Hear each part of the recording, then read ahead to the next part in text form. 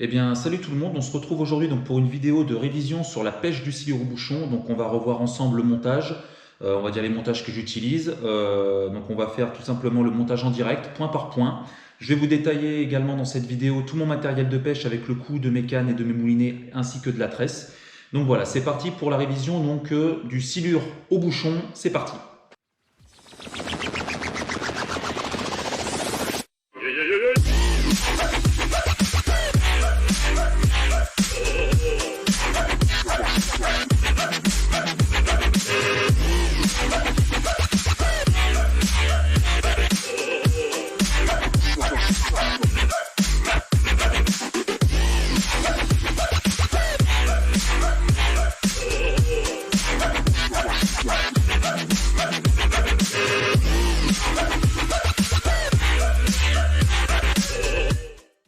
Donc comme je disais, ce dont vous aurez besoin donc pour le silure au bouchon, c'est pas compliqué, c'est en moyenne un bouchon de 300 grammes. Donc vous en avez un ici assez large de 300 grammes et un on va dire plus fin de 300 grammes également. Vous aurez besoin de différentes tresses. Vous aurez besoin donc de tresses à bas de ligne, ça sera de la tresse Kevlar. Ça c'est le tresse de cordeligne, pardon, c'est la tresse S-Line de chez Black Cat. Une perle amortisseuse, un émerillon renforcé, ça c'est aussi du Mat 4 de résistance 100 kg en moyenne, un stop flotte et une plombée qui sera adaptable en fonction du montage qu'on va faire, en fonction des conditions, de la taille du vif, du courant et du milieu dans lequel vous pêchez. Le premier élément à utiliser donc lorsque vous faites votre montage sur votre cordeligne, c'est de mettre un stop flotte. Alors dans le cadre des stop flottes, vous avez le choix. Soit vous pouvez en utiliser en matière plastique. Vous avez par exemple des petits stop flottes Mat 4.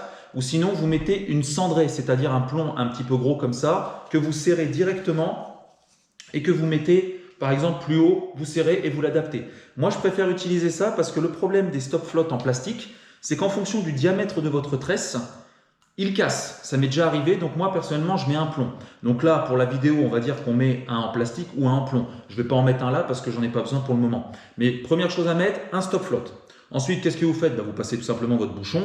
Donc là on va prendre mon bouchon éternel, celui qui a maintenant déjà 3 ans d'utilisation, donc je vous laisse admirer sa beauté. On va dire que lui il a fait la guerre. Donc ça c'est un bouchon de 300 grammes. 300 grammes c'est le bon compromis. Moi, je préfère un bouchon, voilà, bien élancé comme ça. Vous en avez un deuxième ici qui est aussi de 300 grammes. Ah oui, ça tombe ça. De 300 grammes, mais qui est par contre plus fin. Donc après, je voyais dans les magasins de pêche, vous avez des Mat 4. Ce que je ne vous conseille pas, par exemple, c'est d'utiliser, comment dire, des bouchons en forme de balle. Je voyais dans les magasins de pêche, vous avez des bouchons en forme de boule. Moi, la boule, alors c'est sûr, ça ne va pas empêcher un silure de prendre, mais la boule, je trouve, est beaucoup plus résistante dans l'eau. Donc, sur un silure tatillon, ça pourrait vite le faire relâcher le montage. Donc, préférez, si possible, des bouchons, on va dire, longitudinales. Ok? Donc, une fois qu'on a mis notre stop flotte, le cordeligne, on met notre bouchon. Allez, je vais remettre mon ultime bouchon. Ensuite, moi, ce que j'enfile, alors ça ne va pas tous vous concerner, c'est ma caméra underwater. Le tuto suivra cette vidéo. Après cette vidéo-là que vous voyez, je ferai le tuto spécialement sur la caméra. Donc ça, c'est la caméra seule. Ça, c'est la chaussette flottante. Sachant que je suis sur un montage au bouchon et que si jamais je casse, il faut que ma caméra remonte. Là, je mets ma chaussette flottante dans la caméra que j'enfile, comme ceci. Hop, voilà, à ce niveau-là, vous avez le capuchon en dessous, la vision caméra ici. Donc, je vais tout simplement enfiler ma caméra underwater, je la glisse dedans, je ne fais pas de nœud. Mais je vous dirai pourquoi je ne fais pas de nœud dans la vidéo tuto à cet effet. Hop, je la passe comme ceci, tout simplement. Hop, dans le premier œillet métallique et le deuxième œillet métallique, voilà. Vous voyez que le fil se prend bien dans les machins, ça tient, ça ne bouge pas. Ça après, je la règle en fonction. Ensuite, petite perle amortisseuse, qui n'est pas forcément hyper utile dans ce montage-là, mais on va dire c'est pour éviter que le bouchon vienne taper contre le nœud. Et c'est surtout pour protéger, on va dire, le nœud, parce que le plomb, je ne le mets pas avant. Donc ensuite, je mets ma perle, et là ensuite, je vais prendre mon émerillon de résistance 100 kg. Ce sont des émerillons, je crois que c'est du Mat 4 aussi, évidemment. Donc vous les trouvez dans les magasins de pêche, donc c'est du 100 kg. Je vais faire mon nœud, alors vous faites le nœud que vous voulez. Moi, je vous avais conseillé de faire le nœud double clinch.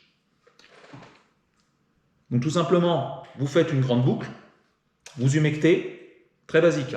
Hop, je fais passer dans l'œillet, comme ceci. Je rumecte bien ici pour que ça soit aligné. Voilà, hop, et je fais plusieurs tours.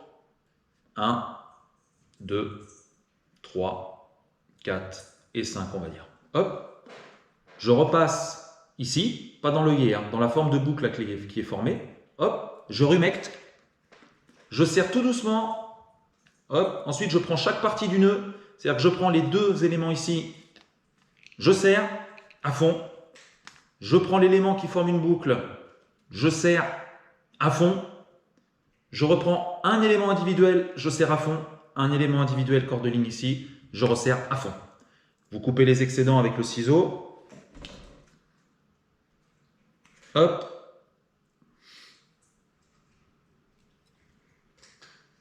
Voilà, là c'est ce qu'on appelle le nœud double clinch. Je vous en avais déjà parlé, s'il faut refaire un tuto sur le nœud précisément, je le ferai. Donc voilà, ça c'est un nœud impétable. Quand je vous dis impétable, c'est pas à 100%, c'est un petit peu comme quand vous avez les produits ménagers, hein, 99,99% de bactéries. Il y a toujours un mais. Mais c'est un nœud qui, moi personnellement, n'a jamais pété sur un silure, quel que soit le combat. Même quand j'ai forcé comme un dératé, ça ne bouge pas. Donc, un coup classique, quand vous faites des nœuds, vous brûlez les extrémités, pour former un champignon. Ce qui veut dire que si jamais un jour, votre nœud se mettait à glisser pour une raison X ou Y, voilà, comme ceci, les petits champignons se bloqueront pour pas que votre nœud se défasse. Là, c'est même pas une question que le nœud pète, c'est une question que le nœud se défasse. Donc, hop. Allez, coup de briquet. Et allez pas jusqu'au ras quand vous brûlez. Laissez un petit peu d'espace. Hein. Donc, vous voyez mon nœud, on le montre ici, il est parfaitement réalisé. Impeccable. Là, je ne pouvais pas le faire mieux. Donc, qu'est-ce qu'on a là? On a notre bouchon, on a la caméra. Et bien, regardez, on a dans les mérillons, on va y mettre la plombée. Donc, en moyenne, sur un bouchon de 300 grammes, il faut mettre, si vous utilisez des vifs de 30 à 45 cm, je vois assez large, plombée 110 grammes. Je répète, plombée 110 grammes minimum. Vous pouvez mettre 120, 130. Donc, je le glisse tout simplement un plomb comme ceci avec un petit œillet là. Hop, je le mets dedans. Terminé. Là, on a déjà l'essentiel de notre montage. C'est-à-dire que le montage au bouchon, en fait, est presque prêt. Bon, on a géré. Voilà comment ça se présente. On a le bouchon. Alors, le stop float, là, il n'y en a pas parce que moi, je mets une petite cendrée, mais vous mettez le stop float que vous voulez. Vous réglez à votre hauteur. Vous avez votre bouchon. Là, on a donc le combiné caméra underwater. On a la perle amortisseuse, au cas où que la caméra vienne à glisser et taper contre le nœud. C'est aussi une protection pour le nœud, hein, perle amortisseuse. Le nœud parfaitement réalisé, double clinch. Votre émerillon renforcé, votre plombée. Donc là, quand vous avez ça, votre bouchon, il flotte tranquillement. Ensuite, on va passer au bas de ligne. Alors le bas de ligne, au niveau de la pêche au vif, pour tout ce qui est les siluristes, que ce soit les siluristes au bouchon, verticalier, ligne de fond, cassant, posé, ce que vous voulez, chacun a sa doctrine pour les vifs. Moi, j'avais une première doctrine à l'époque, j'avais déjà une doctrine, c'était d'utiliser un fireball. Sur le bas de ligne, le fireball a un avantage, c'est lorsque vous pêchez avec des très très gros vifs, ça permet de brider le vif, c'est-à-dire ça évite qu'il traverse le côté de la rivière pour aller à un endroit où vous ne vouliez pas qu'il aille. Des fois, quand on pêche dans un axe de rivière ou proche d'un obstacle, on a envie que, arrêtez les chats là, on a envie que le vif reste à proximité. Le problème, c'est que plus votre vif est gros, plus il a tendance à vouloir se barrer. Donc soit vous faites un bas de ligne avec... Vous mettez donc, depuis les mérillons, vous faites un bas de ligne plus ceci. Vous mettez un fireball d'un certain poids, là c'est un 80 grammes, plus un hameçon derrière, c'est de la tresse Kevlar, un bas de ligne. Okay, là, je vais vous montrer un bas de ligne que j'ai utilisé depuis l'année dernière, car l'année dernière, j'ai pêché beaucoup moins avec les gros vifs. J'ai essayé d'être un petit peu plus raisonnable. Donc, j'ai pris des chevens en moyenne de 40 cm, 41, 42, c'était la moyenne sur les 40. Donc, tout simplement, ce bas de ligne, c'est ça. Voilà. C'est-à-dire que vous avez deux parties dans le bas de ligne. Moi, j'ai une première partie avec, donc c'est de la tresse Kevlar que j'utilise. D'ailleurs, je peux vous la montrer. Donc, pour le bas de ligne, j'utilise uniquement de la tresse Kevlar. Donc, c'est de la tresse Kevlar Mat 4, là, c'est du 100 kg, hein, un bon quintal. Donc, qu'est-ce que je fais avec ça? Je fais une première partie, une boucle. Je mets un plomb secondaire ici. Ensuite, je mets un émerillon, un œillet renforcé mat 4 et ensuite je fais donc le bas de ligne assez court. Donc moi c'est tout simplement, c'est un hameçon simple, donc c'est du mat 4 en taille 4-0 pour piquer juste dans le nez du vif. Pas besoin de mettre un hameçon plus gros et je mets derrière un triple assez renforcé, très piquant. Donc vous voyez, mon hameçon triple, il est mis avec un nœud classique, il ne bouge pas. Par contre, mon hameçon simple est monté selon le montage carpiste nœud sans nœud. Pourquoi? Parce qu'en fonction de la taille du vif, il va falloir que je déroule un peu pour que ça soit plus long ici, ou alors si le vif est plus court, j'adapte, j'enroule et je peux régler comme ça mon montage à la taille du vif indiqué. Ça m'évite de changer de bas de ligne. Voilà moi ce que j'utilise. Et le fait que j'ai mis un plomb ici, c'est pour éviter que le vif en fait remonte trop à la surface. Parce qu'en fait j'ai remarqué un problème. C'est que mettre un fireball dans le nez du vif, ça le bride, ça le gêne, ça fait qu'il ne nage pas comme il faut. Après il ne faut pas que votre vif nage trop bien. Parce que s'il nage trop bien, il va pouvoir fuir et remonter en surface trop vite. Ce qui veut dire que j'ai vu grâce à la caméra underwater des refus du silure. C'est-à-dire que lorsque le vif est trop vif, qu'il est trop fuyant, des fois les silures un peu paresseux, ils viennent voir, le machin se barre. Ah bah non, laisse tomber, je m'en vais. J'ai eu énormément de silures qui ont complètement laissé tomber à cause de ça. Donc il faut laisser de liberté un peu au vif, mais pas trop. Donc voilà pourquoi je remets un plomb ici, à distance, ce qui veut dire que quand le vif remonte, hop, il y a quand même le plomb qui le ramène, hop, il remonte, ça le ramène. Ça, vous gérez vous-même vos bas de ligne avec le grammage. Vous pouvez ne pas mettre de plomb, soit vous mettez le système directement, le corps de ligne, un fireball avec un hameçon. Derrière, c'est vous qui voyez. Alors au niveau de la pêche au bouchon, donc, ce qui est l'idéal, c'est d'avoir une canne qui mesure environ 2,40 m. 2,40 m, c'est tout simplement la taille des 3 seules cannes que j'ai. La Big Fight, Caperlan, 2,40 m. La Mad Cat Clonk Taser, 2,40 m. La Sportex Jolokia, 2,40 m. Ceux qui suivent mes vidéos reconnaissent exactement les cannes que j'utilise. J'en utilise que 2 en général. Maintenant, on va parler un peu budget des cannes. Moi, ce que j'aime bien, c'est qu'à la pêche, j'aime avoir une canne, une seule canne ou deux qui me permettent de pêcher avec toutes mes techniques. C'est-à-dire que je ne vais pas acheter 5-6 cannes, à faire de la collectionnite à gogo avec des cannes à 300-400 balles et tire l'haricot, ça sert à rien. Quand vous pêchez le silure, il n'y a pas besoin de mettre des 1000 et des 100. Il faut mettre un certain prix, mais vous mettez un certain prix qu'une fois. Donc, on va prendre l'exemple tout simplement de ma canne généraliste, c'est-à-dire la Clonk Taser que vous voyez ici. Donc, la Clonk Taser de chez Mad Cat. Donc vous voyez, elle est complètement dégueulasse, elle a sorti un silure ce matin. Donc là, c'est celle que j'utilise aux abats. Vous voyez qu'elle est pourrie, pleine de restes d'abats, de boue et de tout ce que vous voulez. Donc elle fait 2,40 m. Sa puissance, c'est 250 grammes. Si je ne m'abuse, voilà, 250 grammes, 2,40 m. La canne, donc c'est deux parties, deux bras. Donc elle coûte exactement, donc j'ai regardé à peu près les prix du marché, vous pouvez des fois avoir moins cher. Elle coûte 109 €. On va dire 100 balles. Avec 100 balles, vous sortez un silure de n'importe quelle taille. Elle a une réserve de puissance exceptionnelle et comme j'avais déjà dit l'année dernière dans le tuto, elle a un avantage comme elle s'appelle Clonk Taser, c'est qu'elle a une souplesse au niveau du bout, ce qui est parfait quand vous pêchez au vif, aux abats ou même en vertical puisqu'elle est destinée à ça. C'est-à-dire que votre vif, il a un peu de souplesse pour tirer sans être trop bridé. Et quand vous avez un départ, par exemple aux abats, le silure aux abats, qu'est-ce qu'il fait? J'ai pris l'habitude maintenant. Il fait une première inspiration, c'est-à-dire qu'il aspire là-bas.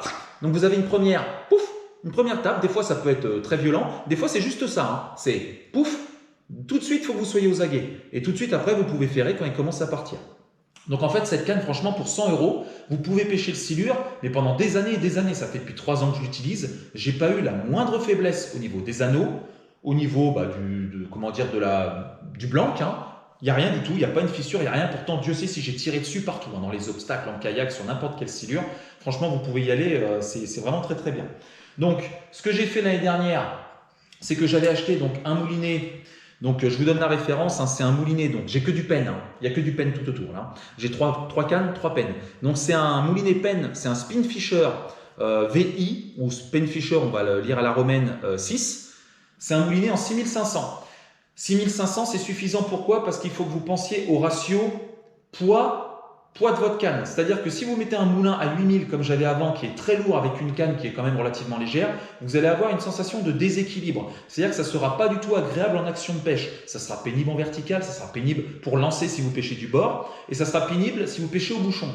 Moi, ce que j'ai fait avec ce combo, donc avec cette canne et le moulinet en taille 6500, c'est que je peux pêcher par les 3 techniques. C'est-à-dire que je pêche au bouchon, je pêche en vertical, je pêche du bord aux abats. C'est-à-dire qu'avec un seul montage, un seul moulinet, je pêche les 3 techniques différentes du silure. Vous pouvez même pêcher au cassant si vous voulez, ou pêcher avec vos différentes techniques. Donc au final, parlons du moulinet. Donc j'ai pris un moulinet débrayable. On voit le débrayable donc ici, qui s'active en 3 volets.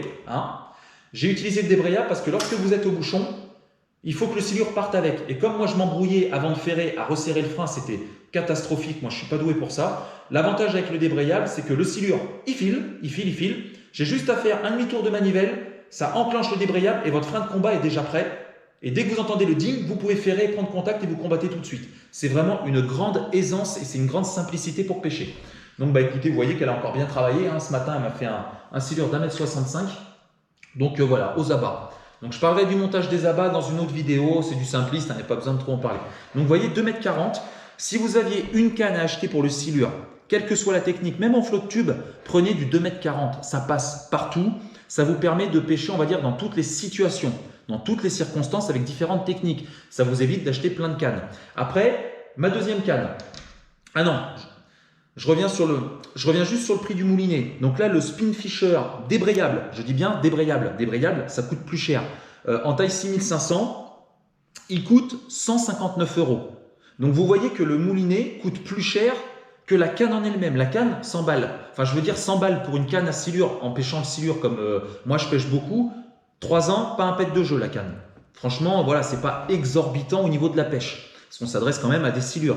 Et le moulinet, par contre, le moulinet, voilà, si vous voulez un moulinet qui n'est pas débrayable, vous pouvez redescendre à 100 €. Moi, j'ai pris un débrayable, donc la marque Penn, hein, donc 159 €, c'est beaucoup plus cher. Mais par contre, l'avantage du Penn, c'est que ce sont des moulinets qui sont étanches. C'est-à-dire que vous pouvez mettre votre moulinet dans l'eau, il ne va pas se rouiller, il ne va pas se brider, il ne va pas s'oxyder. Parce qu'à la base, ce sont des moulinets faits pour la mer. La mer, l'eau est salée, si ça rentre dans le moulin, c'est oxydation totale. C'est pour ça que la marque Penn, tous les siluristes le connaissent très bien, c'est ce qu'il y a de mieux pour le silure. Mais n'allez pas vous ruiner avec un Penn. Essayez de prendre d'autres moulinets si vous voulez plus bas de gamme. Mais par contre, n'allez pas trop les foutre dans l'eau parce que ça peut vite se gripper. Voilà, donc ça, c'est pour la canne généraliste. Ensuite, l'éternelle, j'ai envie de dire, la Jolokia, celle qui avait sorti 2,59 m à elle toute seule. Donc là, la Sportex Jolokia, toujours elle fait 2,40 m. C'est une canne qui est destinée à la pêche du silure au leurre. Elle peut très bien pêcher le brochet au leurre, mais vous n'aurez pas une sensation extraordinaire avec. Donc moi, je m'en sers en fait pareil. Je l'utilise surtout pour le leurre, pour le silure, c'est-à-dire quand je pêchais le silure en vure, à la touffe ou avec des petits vifs, c'est la Jolokia que je vais sortir. Elle fait 2,40 m. Elle a une plage de puissance donc de 70-150 grammes. Voilà, donc avec elle, j'ai acheté donc cette année, c'est le seul achat que j'ai fait, donc ce qui est l'équivalent du petit frère du Spin Fisher 6500. J'ai repris un Penn débrayable, on le voit ici, 4500. C'est-à-dire que qu'est-ce que j'ai fait, comme cette canne est plus légère encore que la Mad 4, pour harmoniser l'ensemble, j'ai pris un moulinet en taille 4500, ce qui veut dire que l'ensemble est totalement léger. Je peux pêcher avec ça au leurre et je vais pouvoir l'adapter au bouchon et elle pêche aux abats. Alors, je ne pourrais pas forcer autant avec elle parce qu'elle a une tresse que de 29 kg, je crois 29-30 kg dessus. Hein. Donc, je ne pourrais pas forcer aussi violemment qu'avec la Mad 4 et je ne peux pas pêcher forcément près des obstacles avec celle-là parce que lorsque je pêche près d'obstacles, il faut que le silure soit arraché des obstacles entre guillemets. Donc, pour les pêches dangereuses ou risquées, je resterai toujours sur la Mad 4. Et là, celle-là, je la mets toujours un petit peu plus loin sur un poste un petit peu plus safe, on va dire. Ok? Donc voilà. Donc le moulinet coûte forcément un peu moins cher vu qu'il est plus petit. Donc ce moulinet-là, Spin Fisher 6 en taille 4500, ça sera du 134 €. Donc on avait 159 € le moulinet ici en 6500, 134 en 4400, la marque Penn. Ok? Au niveau des tresses, j'utilise donc pour la pêche lourde, la canne la plus puissante. Alors là, ça ne sera pas du Mad 4. Ce coup-ci, ça sera du Black 4. Donc c'est cette tresse-là. C'est la tresse donc S-Line.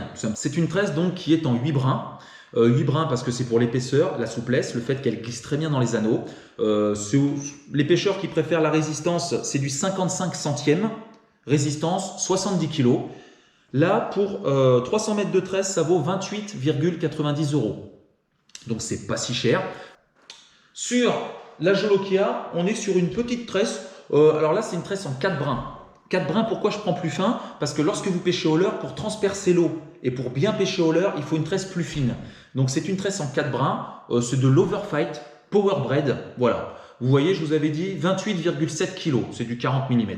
Hein, donc c'est une tresse qui est pas mal du tout parce que ça lance loin, ça tranche bien l'eau, au leurre c'est très bien. Par contre attention, ça ne résistera pas dans une pêche d'obstacle, que ce soit des herbes ou la moindre pierre, la tresse elle est tranchée. Si vous prenez des risques à pêcher des zones risquées, vous montez des tresses sur des gros moulinets plus lourds, vous êtes sur du 40 kg, 50 kg, jusqu'à 70 kg. Mais ne vous amusez pas à pêcher les obstacles ou des zones risquées avec ça. Hein, moi, c'est parce que je l'utilise à défaut au leurre ou tout simplement quand je vais pêcher au bouchon à l'ouverture, je mettrai le gros vif sur celle-là et je pêcherai le brochet. C'est-à-dire que je vais faire le même montage que vous avez vu avec un bouchon de 40 grammes, comme ceci, qui est prêt, qui n'est pas encore monté.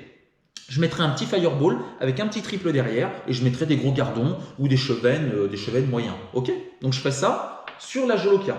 Donc ça sera harmonisé avec le style de la canne. Voilà. Écoutez, là c'était une petite vidéo, voilà, un petit récapitulatif. Si vous avez des questions, espace commentaire, Instagram si vous voulez pour que ça soit plus poussé. Voilà, je vous remercie. Et puis bah, écoutez, on se retrouve pour une prochaine vidéo. Je vous parle de la caméra. Hein, on fera un petit tuto caméra. Puis derrière, on refera un petit tuto. Voilà, dites-moi ce que vous voulez si vous avez besoin. Et puis c'est tout. Allez, je vous remercie. Je vous dis à bientôt.